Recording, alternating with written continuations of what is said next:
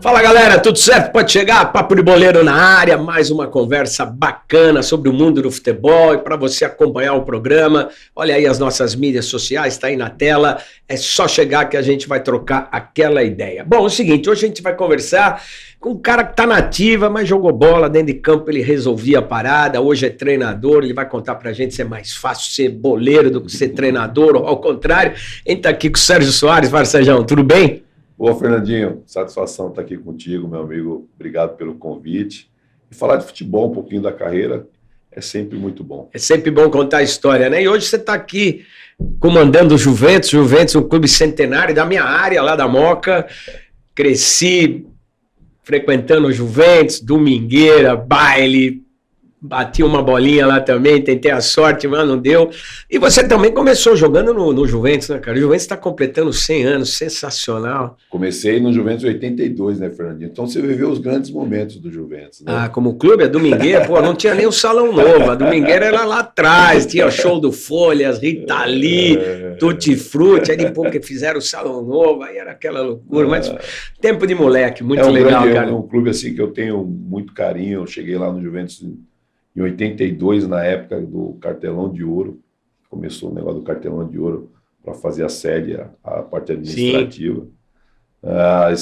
Entrei lá menino, saí de lá homem, a minha base é toda feita pelo Juventus, assim, o Juventus cuidou de mim como cidadão, né? Lógico que eu tinha meus pais de educação, mas eu vivia a maior parte do tempo dentro do clube e trabalhei com pessoas que realmente me deram uma base para eu seguir, né, ao longo da minha vida, que eu até vou citar. Cheguei no Juventus com o Borracha, que era o treinador, né, o Borracha foi para o Sub-20, que eram os juniores na nossa época. Trabalhei com o Vando, com o Taratete, são pessoas espetaculares, e depois eu fui encontrar o Borracha novamente lá nos juniores. Então, assim, a base, enquanto adolescente, foi passada por esses caras que realmente mostraram para mim a seriedade, como tem que lidar, como... Naquela época tinha muito boleiro dentro do futebol, né? Mas eles já passavam o quanto você teria que ser profissional para você poder alcançar algo dentro da profissão. E eu, graças a Deus, segui todos os conselhos deles, o caminho, e segui no profissional do Juventus. Para quem não lembra, para a galera que não conhece, para matar a saudade, conta um pouquinho da tua história. Começou no Juventus e aí... Comecei lá no Juventus em 82. Estamos falando de 42 anos atrás. Lá no campeonato do DEF, foi quando eu entrei no Juventus. Lembra o DEF que tinha na Várzea Paulista? Sim. E eu ia jogar no Tipicar, lá em São Bernardo do Campo, e o Borracha precisava de um centroavante. Aí o seu Vicente mas falou... Mas você era volante, né? Não, mas quando era moleque era centroavante. Aí o Borracha precisava de um centroavante, o seu Vicente falou, não, eu tenho um aqui. Eu não tinha nem jogado no time dele ainda, porque na verdade...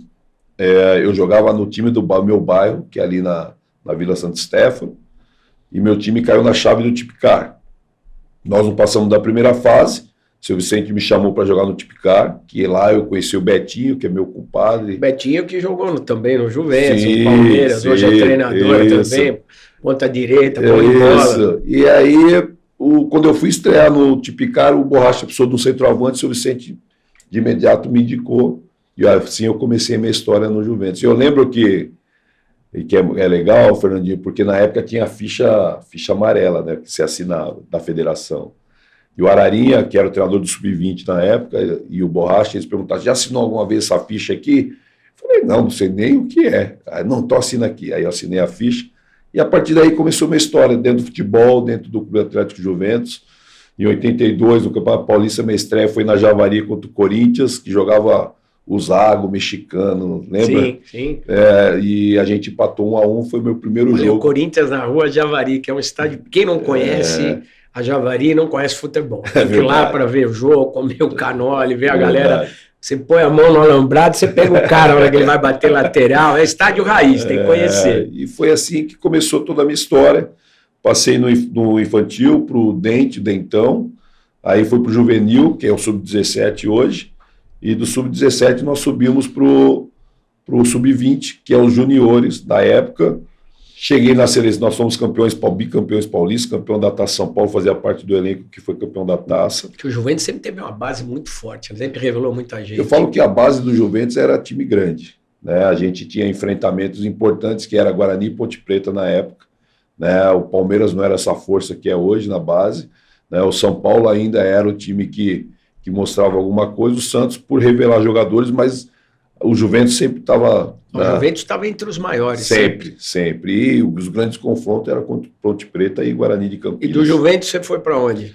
Eu fiquei 10 anos no Juventus, subi o profissional, cheguei em seleção paulista, seleção brasileira, e o Candinho foi meu treinador que me pinçou da base para o profissional, e o Candinho me levou para o Al Hilal da Arábia Saudita, onde eu fui muito feliz lá. Todo mundo acha que... Hoje o Sauditão tá bombando, né? Naquela época era diferente. Lá era escondidaço, né, Fernandinho? Ninguém... Até para a gente se comunicar aqui com o Brasil, na época tinha o fax, e quando eu vim para o Brasil, num período curto que parou o campeonato, eu comprei um fax para minha mãe e mandava, a gente conversava através de fax, escrevia lá e recebia aqui, porque era muito cara a ligação, né? Era muito caro e a gente se comunicava desta forma. Olha, que louco, cara. Mas foi um momento maravilhoso, assim. Todo mundo acha que meu melhor momento foi no Palmeiras em 96, não. Meu melhor momento foi no Al Hilal da Arábia Saudita, porque lá eu fui ídolo, fui considerado o melhor estrangeiro nas 2 temporadas que lá estive. Teve uma possibilidade para eu me naturalizar árabe para jogar a Copa do Mundo de 94, só como eu já tinha jogado na seleção, e naquela época, se jogasse na seleção mesmo que de base, você não poderia se naturalizar. Você jogou na principal também? Não, na sub-20. Né? E aí acabou que não foi possível, mas foi uma experiência espetacular. E como é hoje que a gente vê, Campão Gramado, se fala em milhões... Os países árabes naquele momento também não eram o que é hoje, com tanta riqueza, o petróleo não era tão forte assim. Hoje se constroem cidades, se construíram cidades maravilhosas, Dubai, Abu Dhabi, Doha, na Arábia Saudita também, tudo maravilhoso. Não era isso, né? Eu te digo assim que dentro daquele período era coisa assim que você ficava impressionado. Já era essa grana toda? Já era, porque quando eu fui que eu já estive no Catar com a seleção, conhecia o mundo árabe.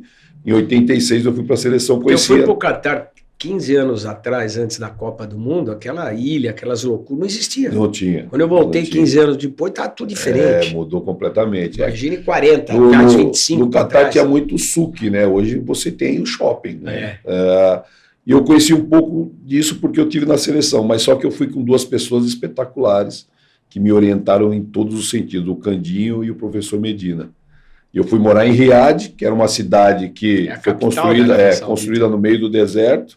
Assim, já tinha algo bem legal, bem moderno para a época, mas assim, era um país extremamente fechado, né? Para você, não tinha cinema, você tinha um shopping bom, aí você ia no restaurante italiano, ia no restaurante japonês não, na Pizza Hut, essas coisas que tinha lá para você poder viver. Bebida alcoólica, nem pensar. Apesar que eu não bebia, mas não tinha. Então, assim, era um país que... Já estava casado, solteiro? Já estava, levei meus filhos, tudo, né? Levei a família, sozinho não dava para ir, né? E o Candinho ainda falou, Sérgio, você bota as crianças aí na mala e vai todo mundo, não é para ir depois, não. E aí eu segui o que ele fez, o que ele falou, e foi que eu vivi um período maravilhoso lá, Fernando, assim, de verdade. A torcida do Hilal saía onde é o CT do Hilal hoje, que a gente vê nas mídias sociais, saía do CT seguindo o meu carro até onde eu morava no condomínio. Sério? Meus filhos iam em qualquer loja, não pagavam nada. Filho do Sérgio, não sei o que, Al Hilal, não sei o que. E a torcida me adorava. Até hoje eu recebo coisa do Hilal. Recebi camisa atual do Hilal, que o Neymar, quando o Neymar chegou lá, né, essa camisa nova do Hilal. Recebi troféu que os caras me mandaram do museu do Hilal. E tinha todas essas feras que eram jogadores de projeção da Europa, como estão vivendo hoje? Não, essa era a grande diferença. Né? Não tinha esses jogadores renomados que hoje tem, e ainda atletas com margem para dar um pouco mais. Né? Era diferente. É que, na verdade, hoje, né, Fernando, que aí converso com algumas pessoas lá, o governo saudita, eles querem que a Liga Saudita seja a 6ª liga do mundo em 5 anos. Né? Então, a ideia é continuar buscando esses jogadores. Eles abasteceram os 4 principais equipes do país, que é Hilal, Nasser, Al Ittihad e Al Ahly, com grandes jogadores, mas agora eles vão também abastecer, os times médios e os pequenos vão contratar jogadores, vão pôr dinheiro, que eles querem que a liga realmente seja uma liga forte. E é verdade aquela história que os caras contam, você ganhava dinheiro, joia, carros, relógios, mora em palácio, que o cara gostava, você fazia um jogo. Imagina você, que era o principal jogador lá há 2 anos, o cara vinha ganhar um jogo aqui, abria um reloginho, uma caixinha, $100 mil o relógio. É isso verdade. Mesmo? A gente teve um jogo, uma Copa L'Afrique, né, que a gente foi jogar em Tunis, que é um jogo de ida e volta, tipo a Copa Sul-Americana. Nós fomos jogar com o time na Tunísia, Natal. Estamos lá concentrados no Natal, concentrado, eu e o Edson Pezinho, que estava na época. Aí veio o secretário do Príncipe, bate na porta. Aí ele veio lá, $1.000 para cada um. Falei, não, o Príncipe mandou dar para vocês não ficarem tristes, porque a gente sabe que vocês estão acostumados com o Natal, vocês estão longe da família. Deu $1.000 de presente de Natal para a gente. Nós somos campeões. Na época era uma grana, 40 anos atrás. Era muita grana, Fernandinho. E o Príncipe Abdala, infelizmente, ele faleceu. É um cara que gostava de mim. Quando eu fui a primeira vez, ele me conheceu, aí eu fui emprestado do Juventus. Aí quando eu fui novamente, ele falou, não, eu quero trazer o Sérgio de volta, pode pagar o que for. O meu empréstimo foi mais $200 mil na segunda temporada, que era um dinheiro absurdo. Aí ele gostava de mim, ele falou, não, Sérgio, I love you. Eu falei, Príncipe, não, mafifrus, não tem dinheiro não é problema. E ele me levou novamente.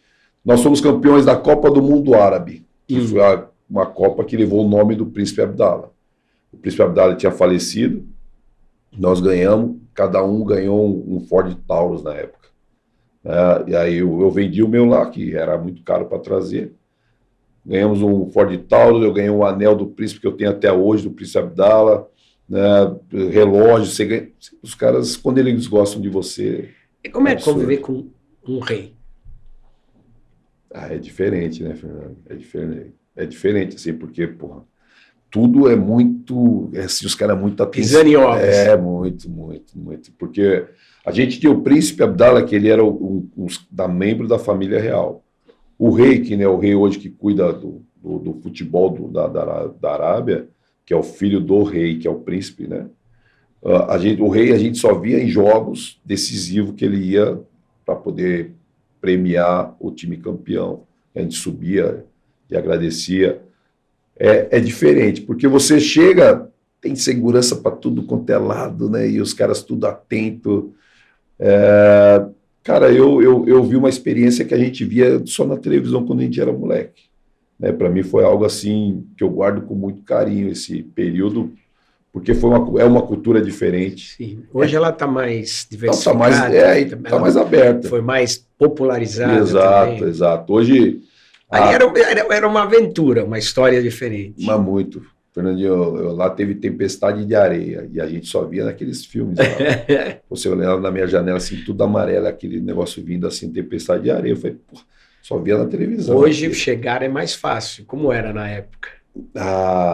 Antes era complicado. Eu tenho uma história que a sogra do fisioterapeuta do Hilal, ela entrou e saiu na Arábia sem entrar. Por quê? Precisava de visto, ela não tinha.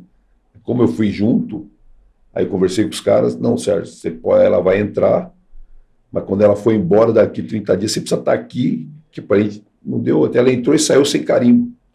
Na Arábia é muito difícil, porque lá não tem, hoje liberou o país, naquela época era tudo fechado, né? O país não tinha entrada para turista, era só para quem fosse trabalhar, né? Então para entrar lá era muito complicado. Hoje o mundo árabe é um pouco mais aberto. Né? Todo mundo fala Arábia Saudita, todo mundo acha que Emirados, Dubai, Catar é tudo igual. Não, é diferente. O Emirados já tem um pouco mais da questão do Ocidente. Né? A Arábia Saudita não, era Oriente Médio puro mesmo, raiz. Né? Você andava na rua, andava o Mutawa de barba com um policial do lado, que é os guardas religiosos da época. Né?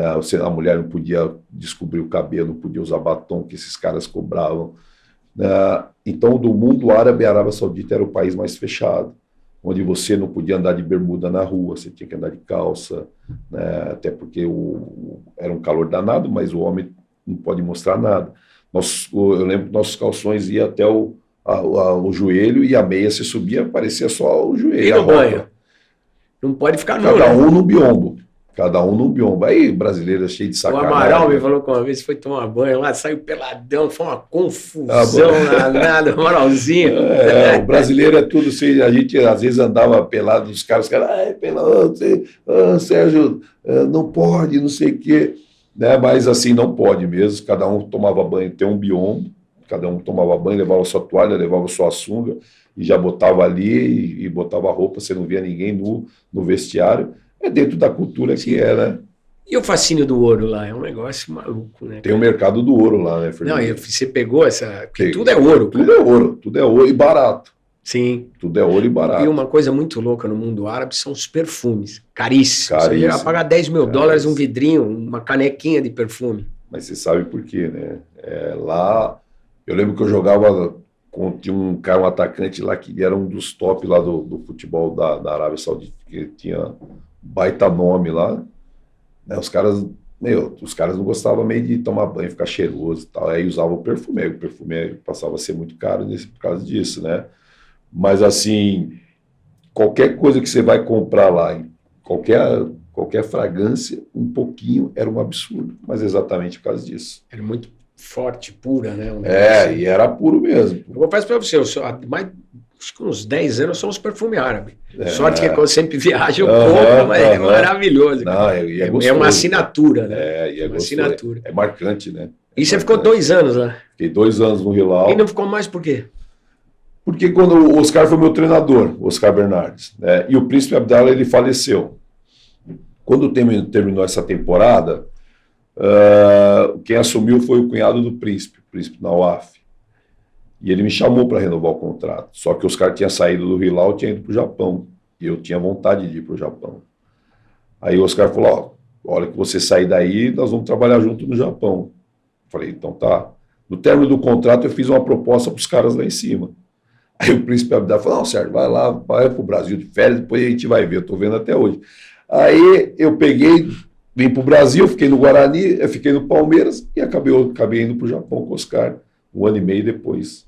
É por isso que eu acabei não ficando. Se o Príncipe Abdallah está vivo, eu acho que eu tinha encerrado minha carreira lá no Hilal. E como é que era o Palmeiras naquela época? Você pegou o Palmeiras da dificuldade, né? O Palmeiras de 96 era monstruoso, né?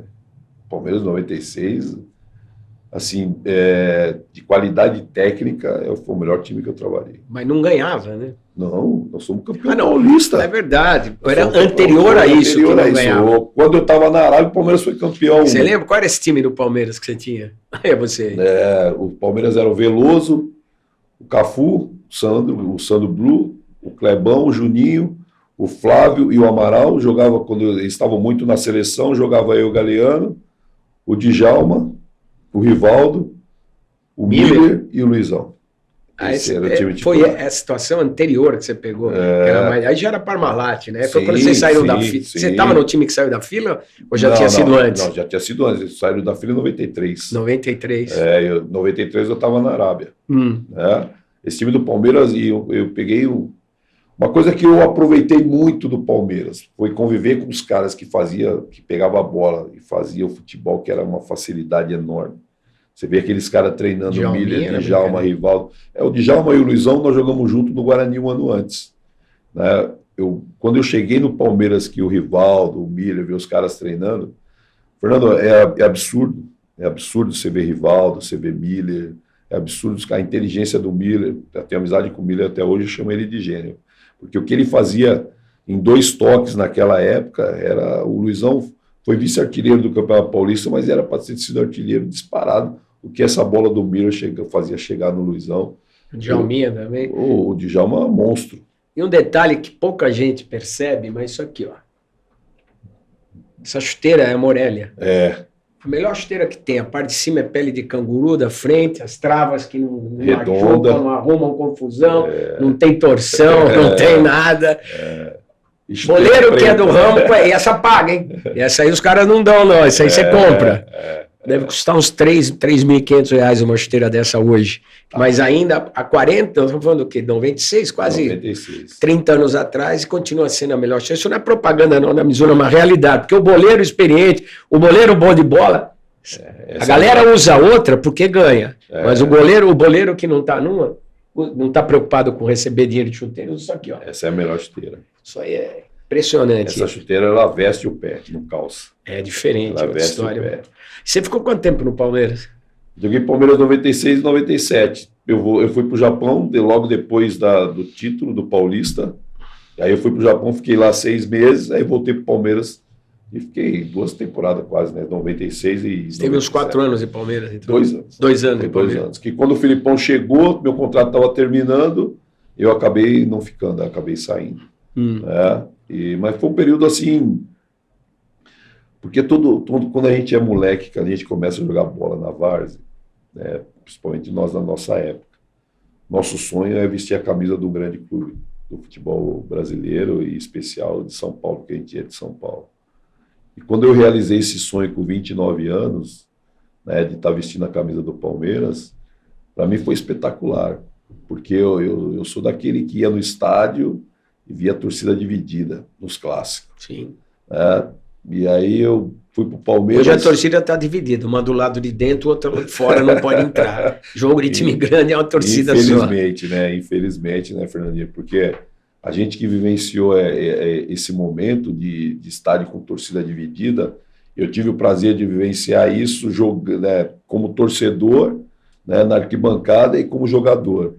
É uma sensação espetacular. Essa época, a impressão que dá, hoje não que o jogador não goste de jogar num time, mas o jogador está mais preocupado com resolver a vida financeira muito rápido, que resolve muito rápido um jogador de time grande, do que esse prazer, esse barato, falar, ó, quero chegar ali. A impressão de quem está de fora é equivocada, ou você sente isso também, você como treinador? É que o futebol mudou, né, Fernandinho? O futebol mudou, a sociedade mudou, né? O futebol hoje é business, né? O futebol hoje gira uma quantidade de dinheiro absurda, né? Então acaba que realmente o atleta ele vai, né, para esse lado financeiro. Você vê que hoje dificilmente o jogador fica no clube muito tempo, né? Naquela época você... Mas se perdeu esse barato de se identificar, eu quero chegar num grande.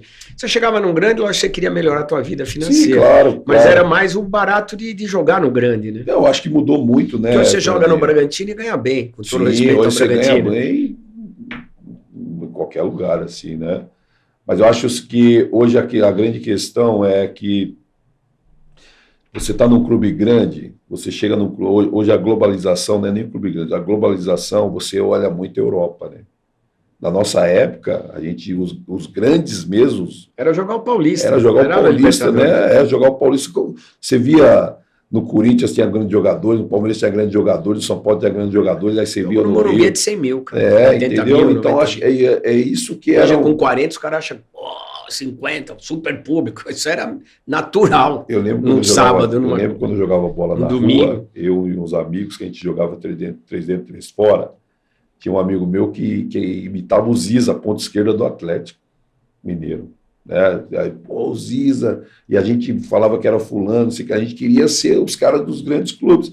E aí, quando eu realizei esse sonho, que para mim foi um sonho realizado, vestir a camisa de um grande clube de futebol brasileiro, né, eu falei, porra, eu cheguei, cara, com 29 anos, para mim foi um sonho realizado, que marcou demais a minha carreira, guardo com muito carinho essa passagem pelo Palmeiras, né, e aí privilégio, claro, de passar no Palmeiras vencedor, né, porque tenho amigos que passaram pelo Palmeiras muito tempo. Teve uma parte antes da Parmalat que foi muito difícil, e quando a Parmalat saiu, o Palmeiras ficou mais de uma década sem faturar nada. Teve dificuldade. Você pegou a época certa. Foi, e com um baita de um treinador da época, né, porque o Vanderlei para mim foi um... O Luxemburgo é demais. O Vanderlei para mim foi um dos grandes treinadores. Era diferente mesmo, né? Ainda é até hoje, tem um olho para escolher jogador. Ele tinha a peculiaridade do momento, a espontaneidade, enxergar o jogo, enxergar caminhos, apesar que era um time que tinha qualidade, mas ele enxergava, tinha a parada técnica, você lembra que tinha a parada técnica? Eu lembro que às vezes eu ficava no banco e olhava o Vanderlei assim, com 3 minutos ele já chamava um cara aqui na beirada do campo, faz isso, faz aquilo, e na parada técnica ele ajeitava o time e não dava para ninguém. Então eu tive uma grande referência. Eu tenho dois caras que eu trago com muito carinho, assim. Um é o Candinho, né, pela maneira como o Candinho... E os dois trabalharam juntos na seleção. Sim, na seleção. O Candinho, o jeito de tratar o Candinho atleta... é demais, contador de piada, o cara... Ele gosta. Bom relacionamento, grande muito. Candinho. E o Vanderlei no aspecto de campo, na parte tática, na vivacidade. Eu lembro que nós fomos fazer um Palmeiras e Corinthians lá em Prudente. As duas delegações no mesmo avião. Palmeiras do meio para frente, o Corinthians do meio para trás. Corinthians com Marcelinho, Edmundo, Ronaldo. E a gente, tudo dentro da aeronave. Aquele dia eu sentei atrás do Vanderlei e do seu Valdir. Estou aqui sentado. E aí o Edmundo e o Marcelinho, um dos dois, pegaram o microfone lá no fundo do avião. E começaram a cantar aquela musiquinha do Flamengo. Lembra do Flamengo 95, do Edmundo, o Romário sabe? O Vanderlei era o treinador. Os caras começaram a cantar, treinar pra quê? Porra, o Vanderlei ficou bravo, hein? O Vanderlei queria levantar seu Valdir segurando, e eu vendo tudo aqui. Seu Valdir, calma, Vanderlei. Não, Valdir, eu vou lá que esses caras, que jeito do Vanderlei, né? Eu vou lá que esses caras estão falando de mim, e não sei o quê. Calma, Vanderlei. E acabou acalmando o Vanderlei ficou. Descemos as delegações, um para um hotel, outro para o outro. No outro dia, na palestra, o Vanderlei chegou. Reunião, a gente sentou assim, o Vanderlei, geralmente ele contava umas piadas antes, tal, para depois iniciar a palestra. Esse dia, meu homem estava virado no giraia. Ele chegou... Tá vendo? Aqueles caras estão achando que vocês treinam demais, que vocês treinam muito, que eles não precisam treinar, que vão ganhar da gente. E aquilo, o Fernandinho, marcou para mim porque eu falei, pô, o Vanderlei, cara, ele viu uma situação que aconteceu, trouxe essa situação. O benefício dele. Porra, 10 minutos estava 2-0 para nós no jogo. Falando em treinador, falando em Palmeiras, cara... Eu acho que o Abel Ferreira, que está no Palmeiras hoje, ele superou qualquer tipo de barreira, existia muita restrição, começou aquele papo, não pode estrangeiro, mas eu acho que a grande verdade do mundo, em qualquer área, qualquer profissão, competência. O cara que é competente, com resultado, resolve. O que você acha dele? Eu acho ele um grande treinador. Para mim, ele foi um cara muito inteligente quando ele chegou. Né? Ele não foi um cara que aplicou tudo aquilo que ele queria de imediato. Ele seguiu uma linha de trabalho que foi ali que o Vanderlei foi um término do Vanderlei, de um Palmeiras mais reativo, que tinha o Rony, que tinha velocidade, e o Cebola também adotou isso. Legal. Né? O Andrei que está lá até hoje. E quando o Abel chegou, ele não foi chegando e falou, não, quero fazer isso, não. Ele manteve. E depois da conquista da Libertadores, que tudo estava na pandemia, logo em fevereiro, que foi a conquista da Libertadores, ele ganhou um título importante. E dentro desse título importante, deu lastro, claro, ele deu tranquilidade para ele começar a mostrar o que ele queria dentro do Palmeiras. Então, acho que a inteligência dele e a capacidade dele, de um entendimento do que fazendo os jogadores entender aquilo que ele queria, eu vejo que ele realmente é um cara de muita capacidade. Eu tive, o ano passado, eu fui no Palmeiras, fiquei lá uns 4, 5 dias. E aí? Troquei ideia com ele. Ele é um cara que realmente é diferenciado no sentido de gestão de grupo. Né? É um cara que sabe lidar, né? Ele valoriza os seus jogadores o tempo inteiro. Trabalho de campo que eu vi, seus auxiliares são espetaculares. Castanheira e o outro rapaz, que eu esqueci o nome, que o Castanheira trabalha a fase defensiva e o outro rapaz trabalha a fase ofensiva. Tem o Andrei lá juntos também. E o Andrei é um cara que fica mais próximo do Abel, não tão dentro do trabalho, esse tipo de trabalho, de bola parada, tal, são os auxiliares, os portugueses deles que fazem. E o Abel é um cara do geralzão, assim, sabe? O Andrei é o cara do geralzão e o Abel é o cara que comanda. E decide. E foi assim algo que eu acho que é interessante. Aí eu perguntei para ele, Abel, quando você decidiu trazer auxiliares para distribuir o trabalho? Daí ele falou, Sérgio, quando meu casamento estava acabando. Aí eu falei, não, chegava em casa, só pensava em bola parada, pensava em montar time, pensava não sei o quê. Minha mulher estava querendo largar de mim. Aí eu te falei, não, eu preciso mudar isso aí. Aí ele achou 2 auxiliares, ele falou, não, aí eu contratei os caras. E os caras fazem, eu fico aqui, realmente, ele fica ajustando, porque eu vi um trabalho no plano tático, né? Ele fazendo, e os caras comandando as ações, e quando ele achava que tinha que fazer alguns ajustes, ele intervia, e os caras é que trabalham essa bola que o Piquerez pega aqui do lado esquerdo, faz o cruzamento rasante, dentro do treino o tempo inteiro, esqueci o nome do auxiliar dele, o outro auxiliar, diferente do Castanheira, ele vai lá fazer, e o Castanheira trabalha a fase defensiva. Então, assim, o que eu vejo, ele tá amparado de excelentes profissionais, né? E a sua gestão é espetacular. E outra, assim, né, Fernandinho, que eu conversei muito com o Cícero Souza.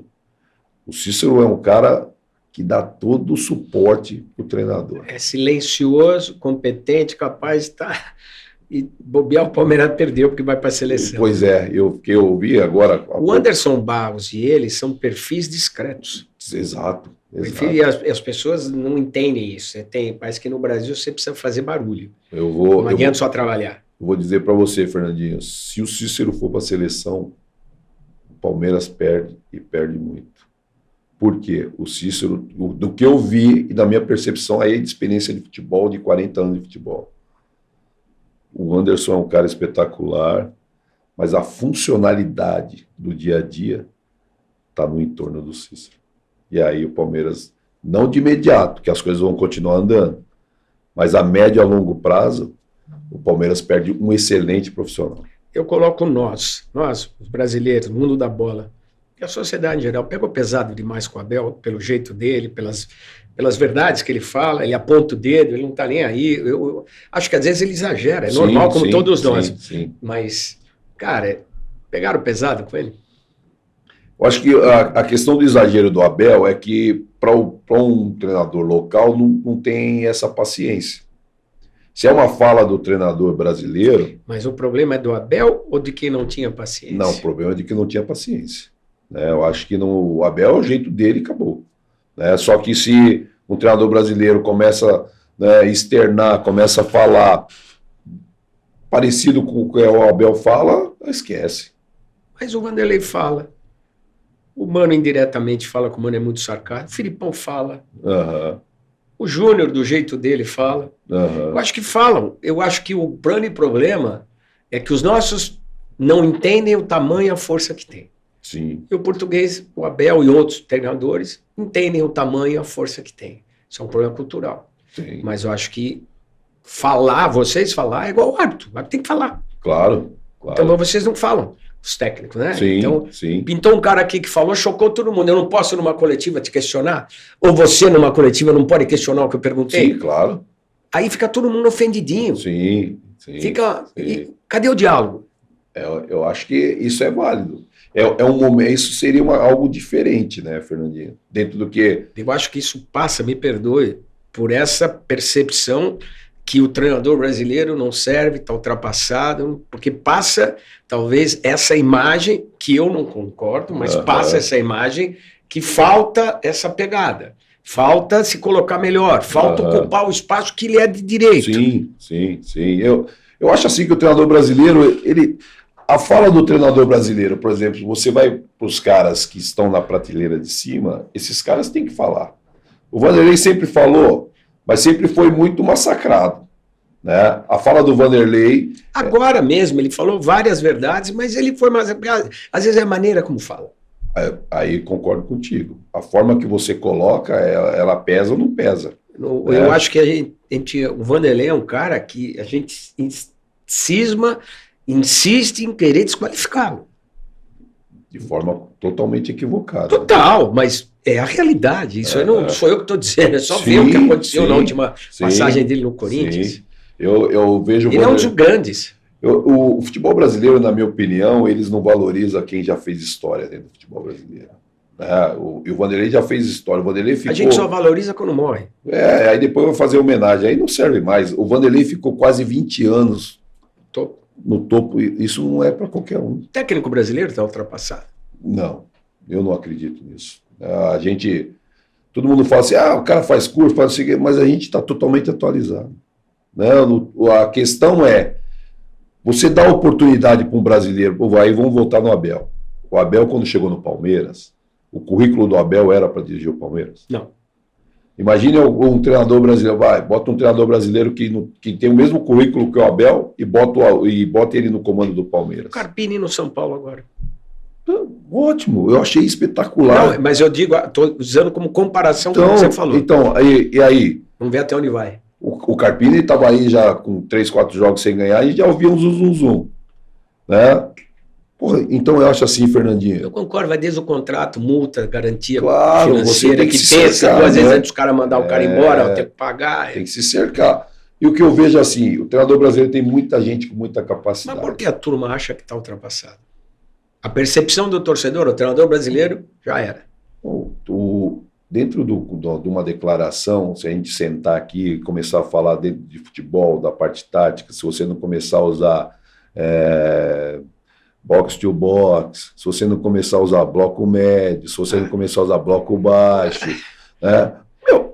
Se você, o cara não entende nada. Você fala assim, não, nós vamos jogar defensivamente, nós vamos atacar, vamos sair no contra-ataque, se você não falar transição. Porra, eu acho que... Só mudaram a nomenclatura, só. Pô. Então, o treinador brasileiro, dentro do trabalho, eu tive com o Fernando no Fluminense, o trabalho do Fernando, e vi o Abel no Palmeiras. São trabalhos, cada um tem uma maneira de comandar, mas os trabalhos não fogem muito daquilo do que é feito, Fernandinho. Então, por que o treinador brasileiro está ultrapassado? O que faz o treinador brasileiro estar ultrapassado? Talvez, aí você vê um Corinthians do Mano que talvez não se acertou, e acontece, né? O Mano chegou no Corinthians, não conseguiu acertar, o Mano está ultrapassado. Não, na minha opinião também, falta boa vontade por parte da imprensa, né? De olhar, mas a gente não vê treino, mas a gente não sei o quê. Mas não tem nada a ver. Porque eu não vejo o treino, eu tenho que dar pau. Não tem nada a ver. Pô. Porque eu não vi, eu acho que está tudo errado. Não pode, né, Fernandinho? Então eu acho que falta um pouco de boa vontade por parte da imprensa. Nós, enquanto treinadores também, eu acho que na hora que sentar para conversar, tem que abrir o livro e falar. Mas você percebe que a sociedade, a percepção da comunidade torcedora é que o futebol, que o técnico brasileiro já era. Ficou tudo na conta do treinador, na verdade, né, Fernandinho? De 14 para cá, depois do que aconteceu, ficou tudo na conta dos treinadores brasileiros. O treinador brasileiro de 14 para cá, o cara nunca estudou, né? E a verdade tinha o curso da CBF, mas nunca foi divulgado, né? Aí você começa a buscar com a questão da globalização, com a internet, com não sei o quê, você consegue fazer algo online, você faz curso da AFA, você faz curso da Conmebol. O treinador brasileiro hoje ele está buscando. Agora, você fala, o treinador brasileiro está ultrapassado, é fácil, tudo que você fala, que você repete, acaba virando verdade, né? E não é verdade. Só que a gente, quando tem a oportunidade de estar no microfone, como a gente está aqui, a gente tem que se defender no sentido de mostrar que não está ultrapassado. Né? Eu tenho quase 20 anos como treinador. Fernandinho, eu vivi todas as etapas da mudança do futebol. Né? De 2004 para cá, o futebol, quem falar que o futebol não mudou, aí eu concordo, está errado. O futebol mudou. O futebol não é mais da época que eu joguei, da época que eu comecei como treinador. O futebol hoje ele está mais rápido. O futebol hoje ele está mais físico. O futebol hoje tem a ciência que melhorou e, consequentemente, mais melhora. feio. Também. Ele não é mais técnico. Não, hoje, se você bota um time, aí eu vou falar, você falando do Fluminense, do Fernando Diniz, que tem o Ganso lá que para todo mundo o Ganso estava morto. Para mim, um dos últimos gênios que surgiram no futebol, Ganso, infelicidade, que se machucou demais. Verdade. E é vítima dessa bendita mudança que a gente encontrou no futebol, que é praticado aqui no futebol, que nós copiamos os europeus. O Ganso é um dos cérebros mais privilegiados do futebol mundial. Velho. Concordo com você. Há 3 décadas não surge, no mínimo 3 décadas, um cara como ele. Sim, concordo com você. Se você olhar ele jogar, é outro papo. Eu fiz a final Santo André, 2010, era o treinador. Eu vi de perto. Ele e o Neymar. Estava naquele jogo, estava trabalhando, que não quis sair. Absurdo, absurdo, jogava demais. E aí você pega, aí eu falo, você tem um jogador com essa qualidade, o que você tem que fazer? Criar um entorno dele para que ele não precisa correr. Exatamente. Mas todo mundo quer mais corrida de cavalo, hoje o jogador tem que correr, cara. Futebol é ocupação de espaço, Fernandinho. O que você acha do Diniz? Eu gosto todo mundo fala que é diferente, que é o cara. Eu gosto muito dele. Ele começou aqui, ó. O Juventus, ele é lá da área, da Moca, ele é da Vila Ema. Pô. Fernando, eu trouxe ele, cuidei dele quando eu subi o profissional, pô. Sério? Porque ele tinha um problema no pubis. Aí os caras não queriam dar o prêmio para ele. Eu falei, não, o Fernando tá tratando, eu tenho que dar o prêmio para ele. E aí tem amizade até hoje. E dizem, e muita gente, eu concordo, ele faz coisas diferentes. Mas o problema é esse, o Brasil é de extremidades, ou ele é gênio ou ele é louco. Eu acho que assim, o Fernando tem algumas coisas que eu gosto, que eu acho que é interessante, a construção, a posse de bola, rodar a bola, ter a bola, chegar com qualidade, aí você tem que ter jogadores com esse perfil, né? E tem coisas que eu acho que dentro do meu trabalho eu já não faria, né? Dentro do meu trabalho Aquela eu já não loucura faria. de sair lá de trás, não dá O jogo de construção, desde o início do goleiro, né, eu não faço, mas eu vi que ele treina. Quando você treina, e eu não gosto. Mas ele é um dos últimos anos aí, o único cara que arriscou algo diferente. Sim. Eu acho que diferente é a construção inicial. A preocupação é que ele não. Mas é algo. Acho que assim, a impressão que me dá é que ele não está preocupado se vai perder o emprego ou não. Sim, ele vai jogar e não está nem aí. Ele vai fazer aquilo que ele acredita. Então, acho que talvez o treinador, arredondando a nossa conversa, ele é vítima dessa necessidade de se fazer o comum para poder sobreviver. Fazer o que está sendo feito. Né? E ele consegue fugir disso. Sim, o Fernando... Errado ou certo, ele foge disso. Sim, o Fernando faz isso desde quando ele surgiu no Votorantim. Essa é a questão. O Fernando, e aí, dentro das nossas conversas, quando a gente está de férias e tal, na 3, acho que estava na 3. Na 3 dá para fazer, mas tem menos qualidade. E ele foi incisivo, ele falou, não, eu vou fazer aqui, vou fazer lá, e ele faz até hoje. E ele continua fazendo. Só que eu acho assim, que hoje ele melhorou algumas coisas na parte defensiva, quando está sem a bola. Aprendeu a apanhar menos, aprendeu a se defender, talvez. Sim. Não se defender no jogo, se defender isso. da concepção de jogo dele. Exatamente, que é o que a gente sempre conversava, que ele precisava ter o zagueiro saindo lá pelo lado e depois deixar o corredor central aberto, talvez estaria dificuldade para ele. E isso ele já melhorou e ele continua com a convicção dele. Eu acho que o futebol, Fernandinho, eu gosto de que você tenha a bola para você atacar o adversário, porque quanto mais tempo você tem a bola, menos oportunidade o adversário vai ter. E o Parreira falou isso lá em 94, falaram que ele era louco. Agora, um detalhe importante era ter a bola no pé. Como as coisas, o problema é ouvir e não escutar. A gente ouve, mas não escuta. A gente ouve o que a gente quer. Exato. E aí você vê, cara, a seleção brasileira vivendo um momento muito estranho os caras parece que não respeitam mais aquele negócio, o jogador dá a impressão às vezes que não é verdade, mas é o que passa, a percepção da população, é que o jogador não está nem aí para jogar para a seleção, e não é verdade. A gente que cobre seleção há muito tempo sabe como é. E essa história, cara, dentro dessa loucura, por que você acha que queria um treinador estrangeiro? Tal do Júnior lá, que merece pelo trabalho, pelas conquistas, mas por que queriam? Porque a gente vive um momento de todo mundo querer treinador estrangeiro dentro do futebol brasileiro. E na minha concepção, o único treinador estrangeiro que caberia na seleção era o Guardiola. Nem o Abel? Não, nem o Abel. O Abel não cabe na seleção brasileira? Não, eu acho assim, porque tem treinador que, na minha opinião, é do mesmo nível do Abel aqui no Brasil. Né?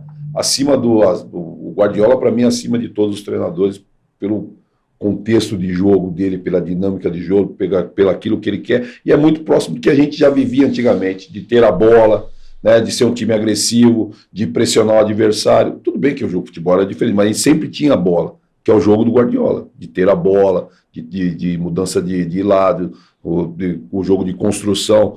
Né? Então, eu acho assim que a gente no Brasil, o Campeonato Brasileiro, tinha 10 treinadores estrangeiros na Série A.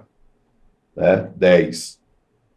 Você acha que dentro do Brasil, dentro desses 10 estrangeiros que tem, aí vamos tirar o Abel, que o Abel realmente é um treinador diferente, é um treinador que mas está 3 anos num clube, hoje com 3 anos dentro de um clube, a gente lembra o Terê do São Paulo de 91, 92, que ele piscava... E o Voivoda, que está no Fortaleza que tá há muito tempo. Que também ninguém conhecia.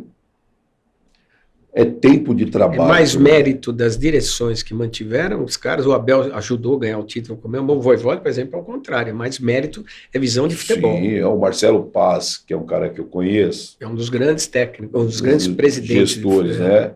O Marcelo segurou o Vojvoda no Brasileiro, que o Vojvoda virou na lanterna, o primeiro em último lugar. Né? Quando que aqui, qualquer outro dirigente, virando o turno em último lugar, ia segurar um treinador? Falando de dirigente, o que você acha da Leila, presidente? Um universo machista, uma mulher que tem posições fortes, posições claras, peitou torcida, peita outros dirigentes nessa situação, na criação de liga. Como é que você vê isso? Eu adoro. Eu acho que é um espaço que tem que ser ocupado, né? Eu acho que a gente não tem que olhar lá para o sexo da pessoa que está gerindo.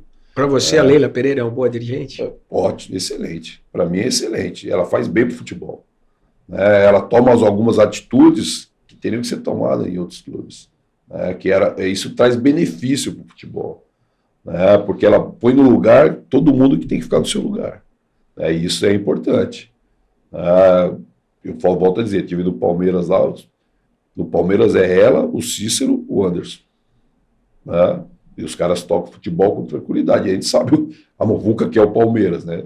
E ela é uma pessoa que faz ali dentro do conteúdo, precisamos contratar, a torcida esperneia, não vai contratar, vão contratar a Leila Pereira manda.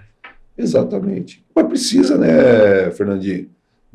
Quem assina lá, ela não só assina, ela manda e assina, entendeu? Acho que a gestão principal tem que ser com esse perfil, né?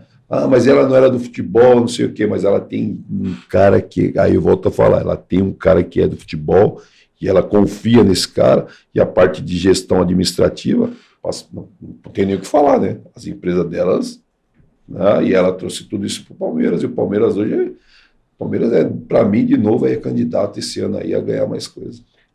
Durante 3 Copas do Mundo, vamos falar de 12 anos, a seleção teve só o Neymar. A gente não pode negar. Os grandes sumiram. Diferente. A seleção brasileira tinha 3, 4 diferentes, sempre. Ganhar ou perder fazia parte, mas a gente tinha. Como que você está vendo essa história?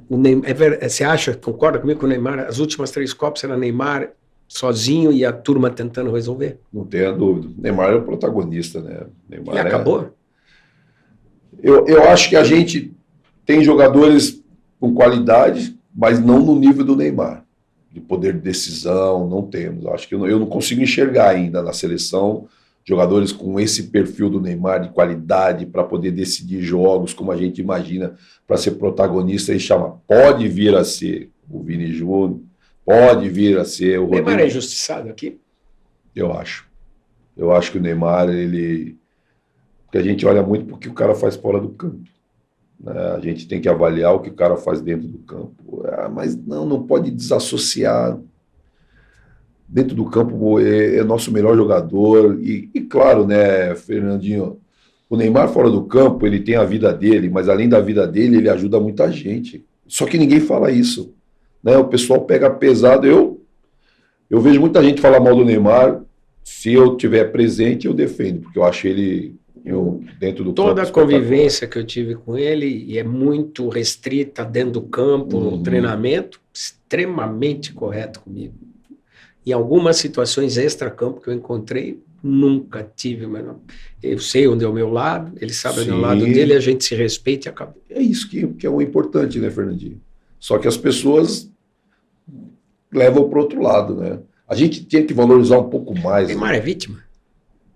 É um pouco de tudo, né? É vítima e vilão ao mesmo tempo, né? Porque algumas atitudes deles facilitam que a galera fala, só que todo mundo fala, o Neymar tinha que ser o melhor do mundo.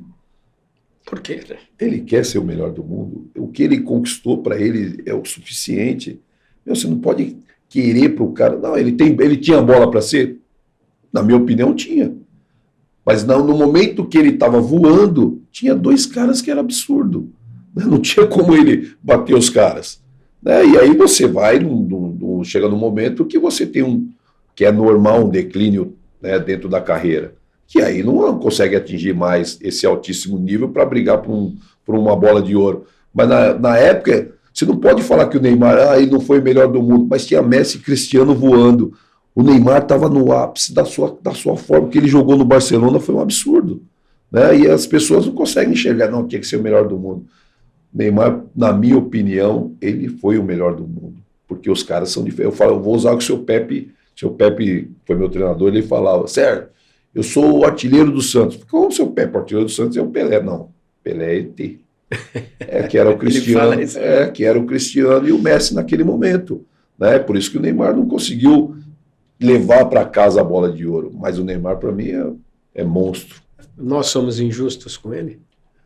A maioria dos brasileiros são. Eu não sou, porque eu também gosto muito do então trabalho dele. Nós somos dois, Fernandinho. Eu não sou injusto com ele. Eu acho que é o nosso melhor jogador ainda. É o cara que tem mais recurso para poder resolver uma situação. Na Copa do Mundo, no jogo da Croácia, que ele fez aquele gol, ele fez o gol porque era o Neymar. Com o pé parecia um pão de inchada. Ele fez o gol porque era o Neymar. Aí nós não conseguimos avançar na Copa do Mundo e aí desvalorizou. É igual a seleção de 82.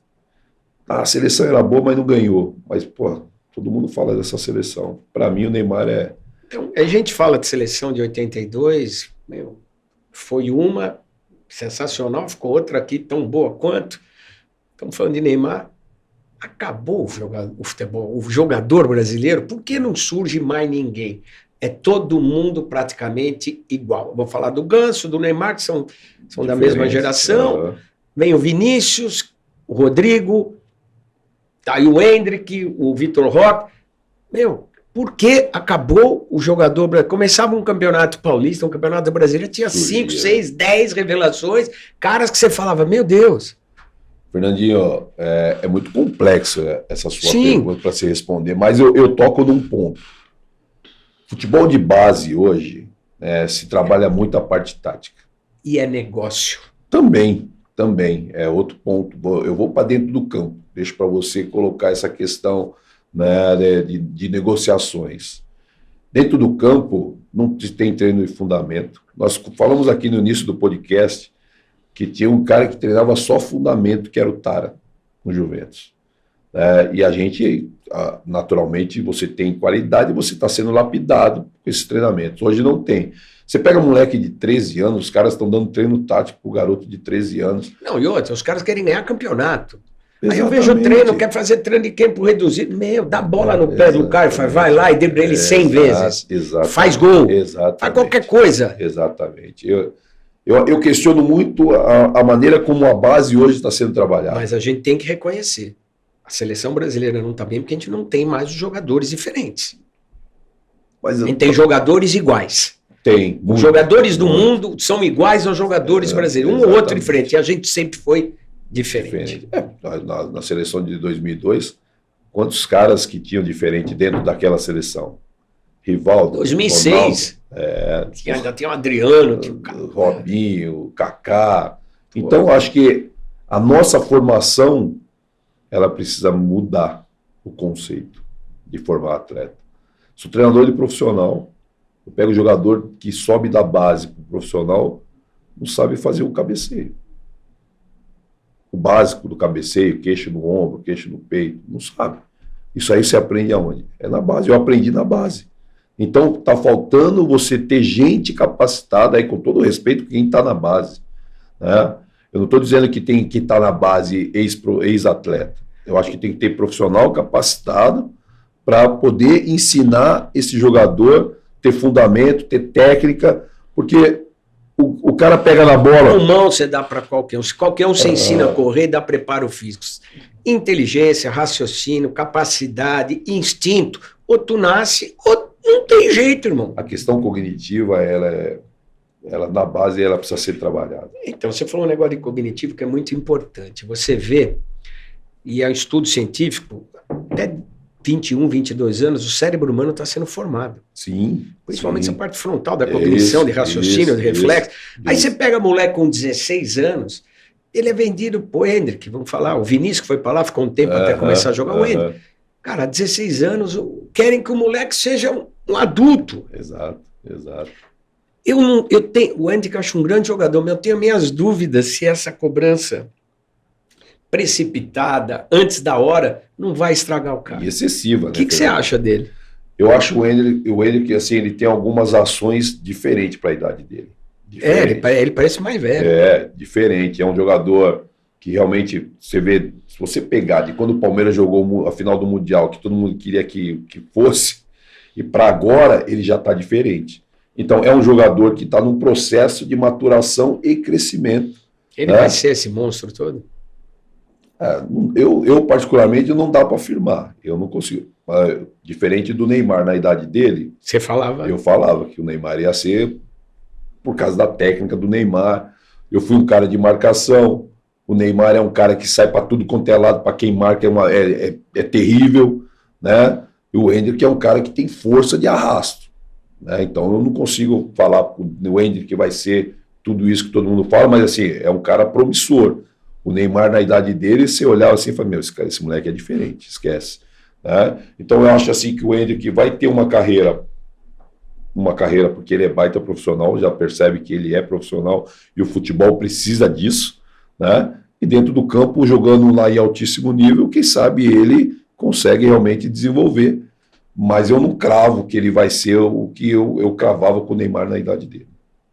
E, caramba, assim, a gente vive esse confronto de o que nós fomos e o que nós nos transformamos. Uhum. E um exemplo muito raiz hoje que tem no futebol brasileiro, o que nós fomos, é o Juventus, cara. Um clube que está completando 100 anos, tem um estádio raiz, e você está tendo a oportunidade de viver essa situação do estádio raiz, um clube que está completando 100 anos, um clube raiz, formador da Federação Paulista, um clube de bairro. Isso. Um clube de bairro. Isso. Cara, como é que é viver onde você começou, como é que é viver essa oportunidade de uma data tão especial, de um clube que ainda mantém as raízes, sobrevive tudo isso que a gente falou, da mudança, da modernidade, busca isso, mas ainda é fiel ao. Se alguém lembra de um futebol que a gente tem saudade, isso a camisa aqui representa bem. Fernandinho, eu sou privilegiado de estar no Juventus hoje, né, dirigindo o Juventus no ano do seu centenário. Quando o presidente me ligou, eu falei, não, presidente, estou dentro. Vamos lá, fazemos um contrato, já recebi proposta de time com salário maior, mas eu quis ficar aqui. Porque é um clube que eu gosto. Você está dirigindo um clube no ano do centenário, isso é privilégio, né? E dirigir um clube centenário, num clube que você começou, é mais ainda. Né? Então, e você entrar na Javari, adentrar a Javari, e você está no ano do centenário, e você lembrar todas as emoções que você teve, e você faz parte dessa história. Um dos principais títulos da história do Juventus foi a Taça de Prata, o Carlão Pracidelli, Gatãozinho, Deodoro. Para quem não sabe, Gatãozinho foi um dos maiores meia-esquerdas que o futebol já teve, jogava muita bola, Deodoro. Cine Casqueiro, Paulo Martins fez o gol de pênalti contra o CSA lá no Parque São Jorge. Era um grupo espetacular de grandes profissionais. E eu estava no Juventus dessa época. Eu tinha 18 anos aí. Rua Javari. Tinha 18 anos. Né? Então, eu me sinto um cara privilegiado. Né? Você está lá num clube hoje. Para mim, o mais louco é ser um clube de bairro, que a galera viaja, adora, se identifica. Vai ser aquela coisa de clube argentino. Argentino, para quem não sabe, em Buenos Aires tem 7, 8 times, tudo nos bairros, cara. É time grande, não é time pequeno, não. E hoje o movimento está maior, né? Tem a torcida que da minha época que era Jovem. 2 Kombis, agora tem mais, que a turma tirava um sarro. Agora tem a Setor 2, né, que é a molecada que os caras comparecem. Todo pai quer levar o seu filho para ver jogo na Rua Javari e ver jogo do Juventus, cara. Então, o Juventus é um clube de família. Você vai na Javari. Você perdeu no futebol. Sim, o Juventus não perdeu. Você vai na Javari domingo de manhã, 10 horas. Tem criança, tem com os pais, tem uma família, com o avô. Todo mundo na Javari agora está dando 2.000, 3.000 pessoas domingo de manhã. E se Deus quiser, a gente vai caminhando, que é o ano do centenário. A ideia é botar 4.000 pessoas na Javari. Quando a gente, se Deus quiser, a gente Meu pai jogou no Juventus, meu pai foi profissional. Legal. Um curto período, saiu de lá com o Félix, foi para a Portuguesa, machucou o joelho, parou. E uma história muito louca, o Conde Rodolfo Crespi, que montou o Juventus, ele tinha 2 filhos. Então, Juventus, são italianos. Sim. O nome é Juventus, porque um filho torcia para o Juventus. Sim. e o outro torcia para o Torino. Para não ter briga, botaram as cores do Torino com o nome da Juventus, que é o Conde Rodolfo Ugolino Crespo, que é a rua ali, onde tem a rua Juventus, ali, quando você, a rua Javari, a Juventus é da sede social. Ali, no final dela, esquina Capaz de Barros, tem um edifício histórico de uma greve operária que foi lá. Então a Moca é muito tradicional, o Juventus está ligado. Aí você tem a pizzaria São Pedro lá do lado, de 200 anos, a Esfirra Juventus do lado. O Bilhar Azul, que fechou, que era na esquina com a Roda Moca. O Bar do Giba. O Bar do Giba também, que é na esquina, que está toda esboleirada lá. Cara, ir na Rua Javari ver jogo do Juventus é uma experiência que rara no futebol. Sem contar no canole do seu Antônio, né, Fernandinho? Pô, comia quando o pai dele vendia o canole lá. É um negócio muito especial, né, cara? Para mim é especialíssimo, Fernandinho. É uma data muito rara. Sim, especialíssimo. Para mim é... Moca é um dos bairros mais tradicionais de São Paulo. Eu vivi a minha vida na Moca, né? Porque pelo fato de estar todo dia na Moca, eu vivi minha vida na Moca, a minha adolescência inteira, né? Eu nasci no Brás, do ladinho ali, morei mais de 40 anos na Moca. Eu adoro o Juventus. Quando eu não estou trabalhando, eu vou na Javari ver jogos. O Juventus hoje tem uma administração de um cara que gosta de futebol, que é o Tadeu. Então, assim... Jogar a bola na várzea. Tá explicado que ele gosta de futebol. O presidente é um cara sério, um cara que gosta, tá fazendo o seu sacrifício, porque não é fácil tocar futebol. E é uma data, é um ano especial, né? É um ano especial, né, Fernandinho? A coisa mais louca, fizeram uma camisa nova e o patrocinador... Consul, se eu não me engano, fez uma sacada legal, porque essa aqui é a camisa sem patrocínio. A Consul fez isso, cara. Sacou o Tadeu aí. Sacou uma data especial, não pôs o patrocínio, mas tem a mensagem implícita, que é a camisa limpa por causa do produto que eles vendem. Mesmo. Cara, isso aqui é raiz, cara. Isso aqui é especial. Essa camisa do Juventus, ela é linda demais. Muito bonita. Esse grená aí é fantástico. E você botar essa camisa... Cara, é diferente, é uma atmosfera diferente. O Juventus realmente é um time querido por todos, né? A gente sempre brinca lá, fala, o Juventus na nossa época era um moleque travesso. A gente pegava Corinthians, ganhava, pegava Palmeiras, ganhava, São Paulo ganhava. Nós precisamos fazer isso voltar. Essa molecada que hoje vai na Javari, eles ainda não viram o Juventus jogar contra esses grandes aí fazendo o gol mais bonito da história do Pelé, para quem não sabe, foi feito na Javari. Foi feito na Javari. Só que, mais de 200 mil pessoas viram. Eu não sei como cabia todo mundo na Javari, mas se você olhar o Pelé eterno no filme, Pelé estava ao primeiro tempo, os caras xingando, barbarizando com o Pelé, ele falou... Ele voltou, ele deu 3 ou 4 chapéus, chapelou o goleiro, também, se não me engano, era o Mão de Onça. Era o Mão de Onça. Chapelou o Mão de Onça, fez o gol, e aí todo mundo começou a olhar o Ronaldinho lá no Santiago Bernabéu, todo mundo aplaudir. Não tem outra coisa. Então tem essas histórias, e para quem não sabe, a Rua Javari era conhecido como o estádio dos office boys.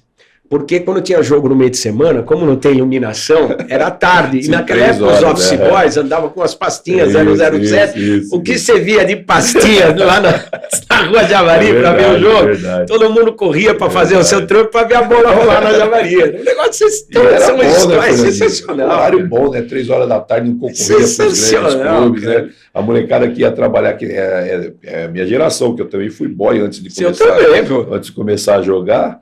Os caras vão fazer todo o trampo lá de banco, não sei o quê. E 3 horas da tarde dava um pulinho na Javari, assistia o jogo, ele termina às 5 horas.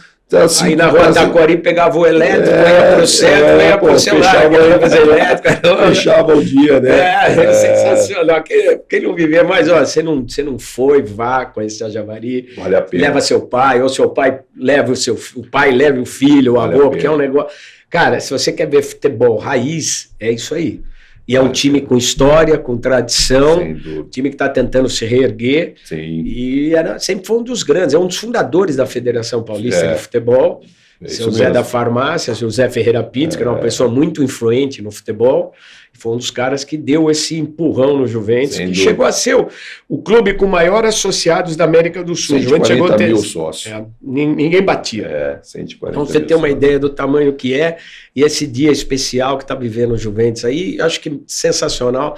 Essa oportunidade que a vida te deu, cara, de você Sem começar no Juventus, estar vivendo os 100 anos do Juventus como técnico, foi como jogador e ajudar o time a tentar reencontrar o seu melhor É caminho. privilégio, né, Fernandinho? Eu falo que eu sou privilegiado, né? Eu sou privilegiado de estar no ano do Camisa centenário, no ano do centenário, estar comandando esse time pela 4ª vez, né? Eu joguei, foram 16 temporadas eu joguei no Juventus, 10 seguidas, né? E aí essas 6 aí indo e voltando, né? E sempre com muito respeito com essa camisa, com as pessoas, e sempre o Juventus ficou sempre de portas abertas para qualquer situação que eu chegasse como torcedor, né? Eu era sempre uma opção para ser um treinador, e, cara, e agora no ano do centenário é algo que vai ficar realmente marcado.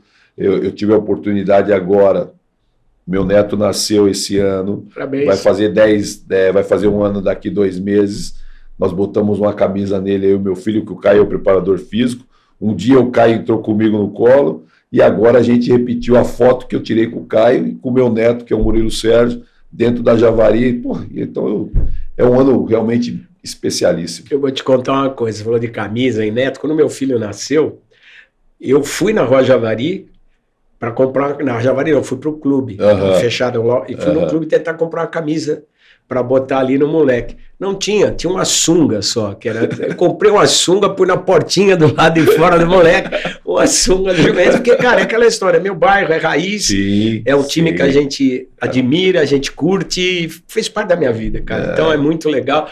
Sérgio, eu queria te agradecer mais, Sérgio Soares, sucesso, por poder trocar um pouco da experiência da tua vida, teu conhecimento também como jogador e agora como treinador, cara. Fernandinho, eu que agradeço, o papo show de bola, né? Falamos de tudo, falamos muito do Juventus, falamos da minha história, falamos de futebol brasileiro, que eu acho que isso é legal, que aí você consegue entender um pouco daquilo que a gente entende, né? Daí dá para você falar, o treinador brasileiro não é ultrapassado. Pô, tive uma conversa com o fulano, com o ciclano, com o Sérgio, né? Então eu acho que essa oportunidade a gente tem que ter até para a gente trocar ideia e falar realmente tudo que se refere ao que do entorno e de dentro do futebol, para a gente estar aí buscando sempre o nosso espaço. Obrigado pela oportunidade, obrigado por poder falar desse clube que realmente é um clube muito especial na minha vida, demais, né? Porque se tudo que eu sou hoje como pessoa e dentro do futebol, tudo começou no Clube Atlético Juventus. Obrigado, Fernandinho. Agradeço demais, bom revê-lo, tantos anos a gente já conversando sempre, como atleta, como treinador.